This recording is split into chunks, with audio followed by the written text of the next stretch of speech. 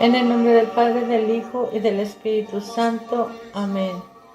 Ave María Purísima, sin pecado concebida. Espíritu Santo, fuente de toda luz, ilumínanos. Oh Señor Dios de los ejércitos, restáuranos. Haz resplandecer tu rostro sobre nosotros y seremos salvos. Muy queridos hermanos, ahora, para situarnos en el momento histórico que estamos viviendo, les voy a leer el trabajo de un gran sacerdote, el padre Stephen Somerville, que parece ser escrito antes de la muerte de Juan Pablo II. La abominación desoladora en Macabeos y en la actualidad. Padre Stephen Somerville. Los católicos hablan a menudo del fin del mundo. Esto ha sido así desde el mismo tiempo en que Cristo estuvo en la tierra. Los discípulos de Jesús una vez le preguntaron: ¿qué señal habrá de tu venida y de la consumación, es decir, del mundo? Mateo 24:3. Todos los años, en la liturgia de finales de noviembre, escuchamos lecturas en la misa sobre el fin del mundo y la venida final de Cristo. Así que, como veis, hablar del fin del mundo, aunque pueda resultar aterrador o misterioso, no es algo sin importancia, erróneo o supersticioso. Observad que los discípulos le preguntaron a Jesús: no cuándo será el fin, sino qué señal habrá de tu venida y del fin del mundo. Porque sabemos por Jesús que el día o la hora del fin es el secreto de Dios. Pero en cuanto a las señales, Jesús habla abundantemente, especialmente en el discurso del fin del mundo en los evangelios de Mateo, Marcos y Lucas. A este discurso lo llamamos escatología, que significa el estudio de la escata, que en griego significa las cosas finales. Estas son, en la tradición, 4 cosas: muerte, juicio, cielo e infierno. Una de las señales más significativas del fin del mundo será la llamada abominación de la desolación. Jesús mismo lo dice en Mateo 24:15. Dice que el profeta Daniel predijo la abominación de la desolación y añade: el que lea, entienda. Esto significa que algunos de nosotros debemos leer al profeta Daniel y también los libros 1 y 2 de los Macabeos al final del Antiguo Testamento, porque estos libros también hablan de la abominación que realmente sucederá, por ejemplo, en Primera de Macabeos 6, versículo 7. Allí leemos que el fiel ejército judío conquistador había recuperado Jerusalén y había derribado la abominación del altar en el templo. Estas palabras indican que la abominación era una especie de estatua pagana que los paganos y los judíos infieles de mentalidad pagana habían erigido en el altar sagrado del templo. También sugiere lo que otras evidencias bíblicas muestran, que la abominación o cosa sacrílega y maligna es la abolición, la eliminación del sacrificio diario y santo en el altar del templo y la sustitución del mismo por la estatua de un ídolo y un falso sacrificio de adoración en el altar sagrado. Esto sería un pecado mortal gravísimo contra el primer mandamiento que dice: yo soy el Señor tu Dios, no tendrás dioses ajenos delante de mí. En Primera de Macabeos leemos que el cruel rey pagano Antíoco invadió Jerusalén, entró en el santo templo, robó o destruyó todos los vasos sagrados para el culto y prohibió a los judíos ofrecer sus sacrificios, holocaustos y expiaciones habituales. También mató a muchos de los judíos. Así leemos en Primera de Macabeos 1:30 al 60. El rey Antíoco, además, y cito el versículo 57, erigió el ídolo abominable de la desolación sobre el altar de Dios, y sus soldados construyeron más altares como este por toda Judea. También quemaron los libros sagrados de la ley de Dios, y cualquier judío que fuera encontrado guardando esos libros de las Escrituras era condenado a muerte. Luego, el escritor nos dice que el día 25 del mes sacrificaba sobre el altar del ídolo que estaba frente al altar de Dios. Primera de Macabeos 1:62. Les pido que tomen nota de esas expresiones: sobre el altar y frente al altar. Sugieren una práctica en la mayoría de las iglesias católicas desde los años 60, donde todavía conservaban el antiguo altar mayor para la misa tradicional en latín. Construían un nuevo altar, generalmente parecido a una mesa, y lo colocaban frente al antiguo en el espacio abierto del santuario. Mirando este nuevo altar desde la nave, podríamos decir que está adosado al antiguo altar y está destinado no a la antigua misa latina tridentina, sino a la del nuevo rito o misa novus ordo. El primer paso fue colocar una mesa altar delante del antiguo altar mayor. Más tarde, debajo solo estaría la mesa, a menudo moderna y extravagante. Este arreglo todavía es el caso en algunas iglesias importantes donde el antiguo altar mayor es una obra de arte histórica y no debe ser removido o cambiado. Vemos de estas observaciones el significado de abominación. Una ceremonia pagana, malvada o estatua o práctica que reemplaza vergonzosamente los símbolos y ceremonias santos del Dios verdadero. Es sacrílego, es decir, violar un lugar, persona o cosas sagrados. También es blasfemo, es decir, ofensivo y despectivo para con Dios mismo. El significado de desolación. ¿Qué significa entonces desolación? Leemos en Primera de Macabeos 1:39 que el enemigo profanó el lugar santo. Los fieles habitantes de Jerusalén huyeron y el santuario del templo quedó desolado como un desierto. Ahí lo tenemos. Desolación significa estar desolado, ser abandonado por buenas personas y peor aún, ser abandonado por Dios y por su gracia. En el tiempo de los macabeos, el pueblo judío se estaba cansando de su antigua religión. Ellos se dedicaban al paganismo y eran atraídos, engañados o forzados a una verdadera apostasía, es decir, al rechazo de su fe religiosa judía.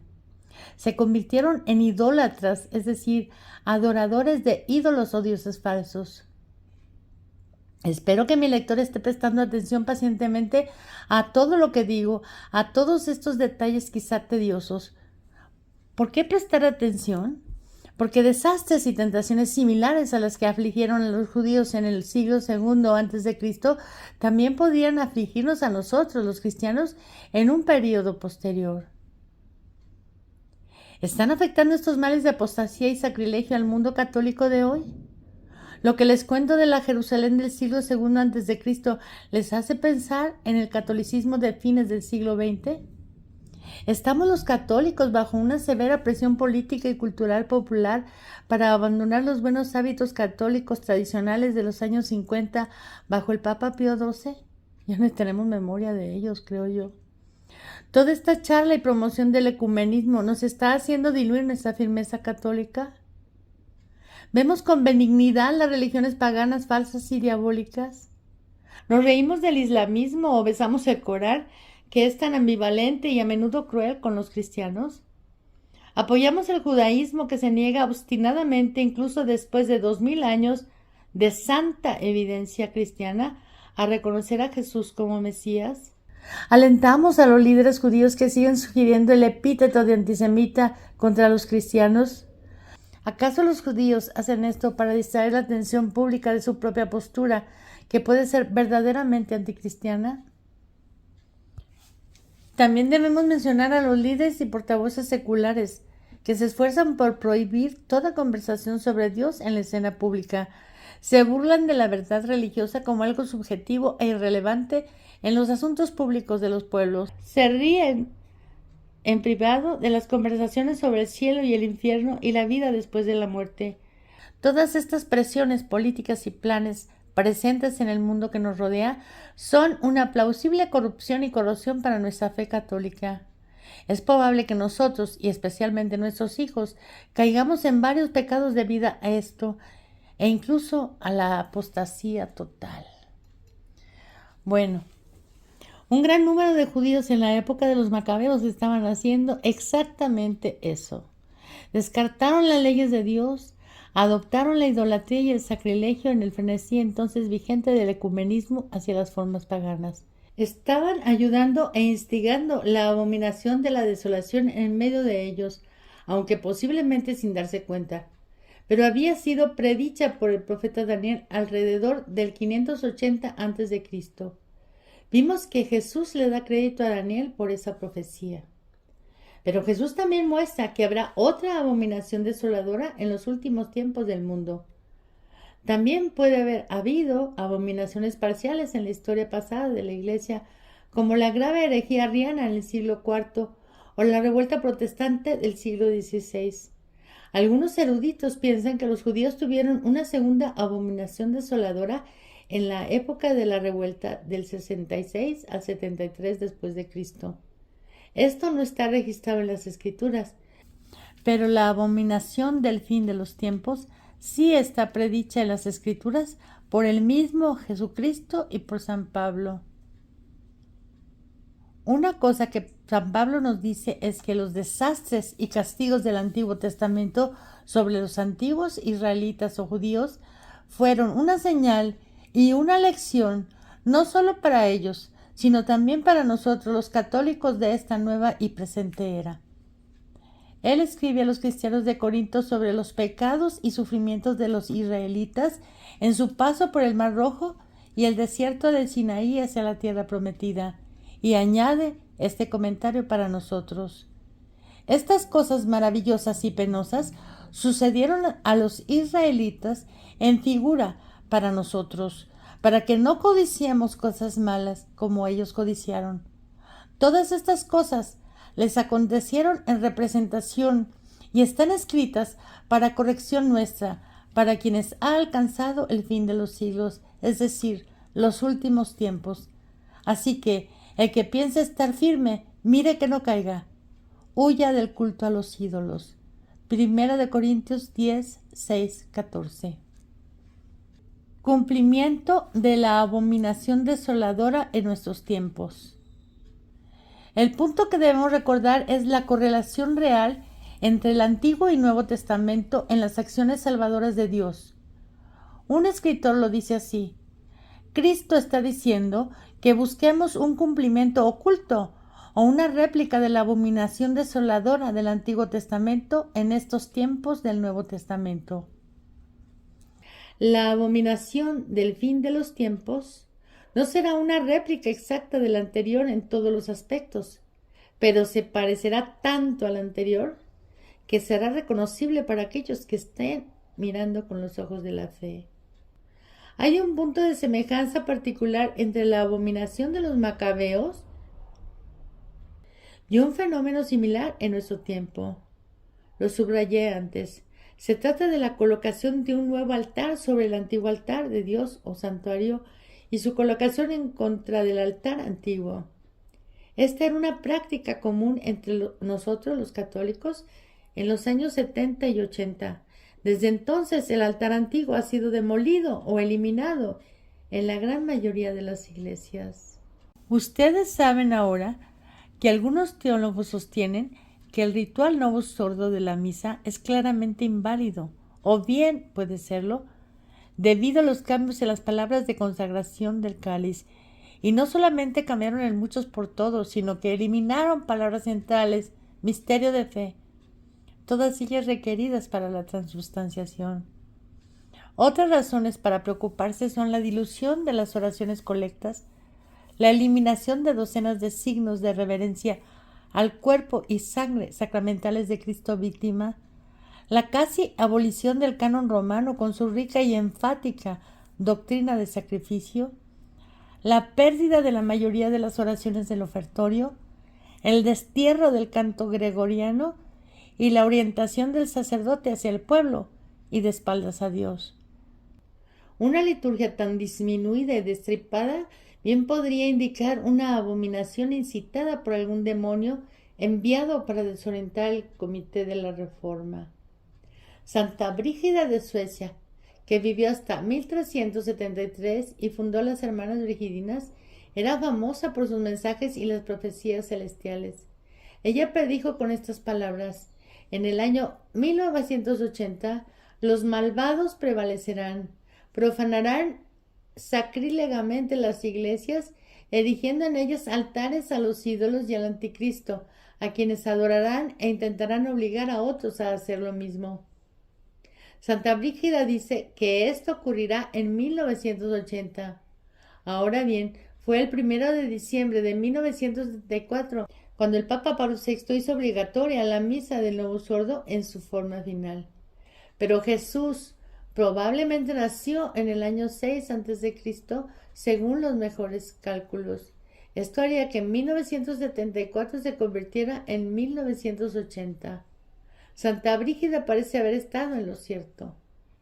Otro punto significativo es que los judíos nunca permitieron que las mujeres oficiaran en la liturgia judía y especialmente no en el templo.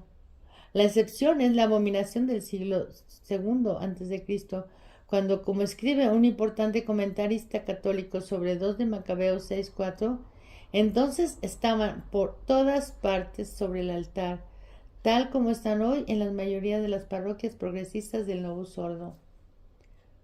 Los sumos sacerdotes y los papas. Hay una correlación final e inquietante entre la abominación de los macabeos y el presente. Se refiere a los sumos sacerdotes del templo.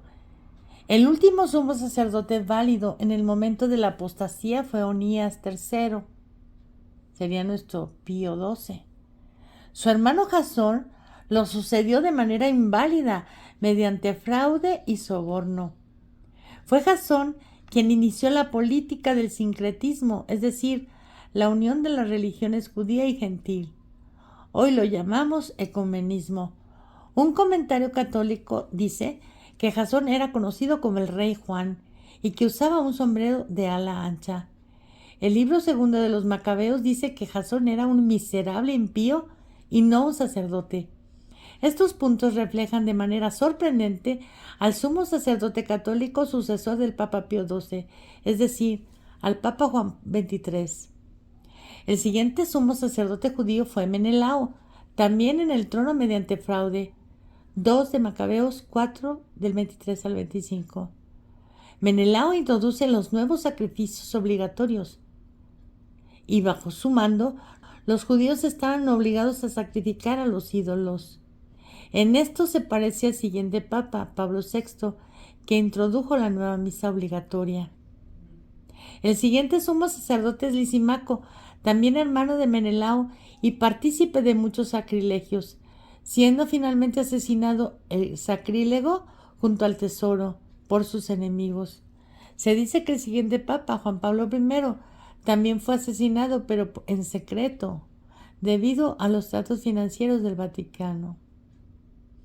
El cuarto y último de nuestra serie de sumos sacerdotes es Álcimo, más astuto que el resto, quien, según está escrito, se había contaminado voluntariamente mezclándose con los paganos. 2 de Macabeos 14:3. El comentarista de la Biblia católica de Dwight Reims escribe: por su apostasía aquí mencionada era incapaz del sumo sacerdocio. Álcimo también era conocido como el piadoso. Reflexionamos que el cuarto Papa Juan Pablo II ha roto todos los récords en contaminarse a sí mismo y los altares católicos en Asís con ritos paganos y relacionarse con otros no cristianos. Es un actor consumado, pero igualmente es conocido como el Papa de María. Así termina la comparación entre 4 antiguos sumos sacerdotes judíos y 4 papas católicos modernos. He tratado de hacerlo de manera comedida y documentada. Si he dicho algo falso sobre alguno, lo lamento sinceramente y agradecería una aclaración. Esta comparación entre sumo sacerdote y papa es parte de la comparación entre los macabeos y la iglesia actual. Jesús mismo predice esta abominación final o fin de los tiempos y dice: el que lea entienda. He estado leyendo mucho y esforzándome por comprender. Espero que todos ustedes hayan aprendido a entender un poco mejor este misterio de la abominación final a partir de estas reflexiones. Todos nosotros, los católicos tradicionales, vemos que los últimos 4 papas después del Papa Pío XII comparten una seria responsabilidad por los graves problemas que afligen a la Iglesia Católica hoy. Aunque muchos de los más de 260 papas han sido canonizados por su santidad y heroísmo, a lo largo de la historia de la Iglesia Católica ha habido un número considerable de papas verdaderamente malos. Los últimos 4 no son los primeros 4. Santa María, Madre de Dios y Madre de la Iglesia, ruega por nosotros pecadores, ahora y en la hora de nuestra muerte. Amén. Así termina el padre Somerville su estudio, a lo que curiosamente podemos añadir lo que hemos encontrado con respecto a Álcimo, el último sumo sacerdote, en Wikipedia. Según esta, a su muerte, hubo un gran periodo sin sumo sacerdote o estuvo vacante la sede. Lo que voy a decir ahora a continuación no le va a gustar a muchos porque no les apetece creer en la aparición de Nuestra Señora en Garabandal, aunque yo lo creo por dos razones. Primera, porque su primer mensaje fue justo antes del inicio del Vaticano II, diciendo: muchos obispos, cardenales y sacerdotes van por el mal camino y llevan consigo muchas almas a la perdición. Era una advertencia. Y en segundo lugar, porque la muerte de Juan XXIII dijo que solo quedaban 3 papas. Esto nos da como resultado que solo tenemos a Pablo VI, Juan Pablo I y Juan Pablo II, en tanto que Ratzinger y Bergoglio quedan totalmente fuera, como en Wikipedia nos dicen después de Álcimo. En fin, esto es anecdótico y solo lo dejo para su reflexión. A continuación, en el próximo video, haremos la lectura de lo que Attila Singer Guimarães de Tradition in Action ha escrito al respecto y lo que podemos leer en las Sagradas Escrituras, especialmente en las de Straubinger, porque ahí tenemos al pie de página lo que la Iglesia nos enseñó al respecto de estos tiempos.